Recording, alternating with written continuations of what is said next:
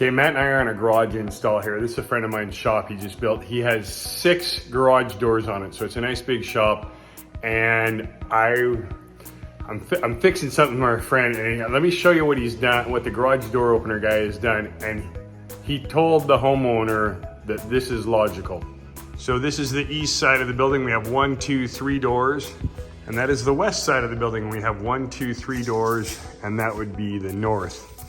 So we walk over here and they've labeled them, but the southwest door, which is this one here, this button here, if we were looking at this, southwest door opens that door over there. So, and then the northeast door, which is this guy right here, is the complete opposite of where it's at.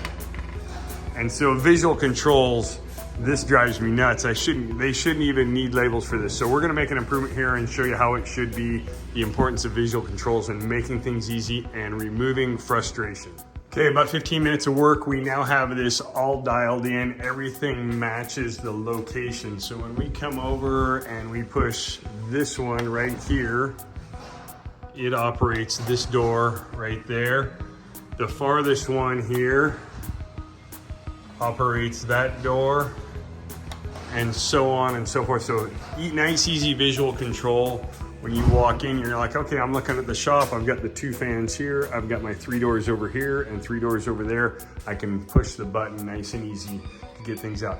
Probably about a half hour. Had to extend some wires, screwed it in, made a panel that matches the doors and applied ends on our cabinets, so it looks nice and neat.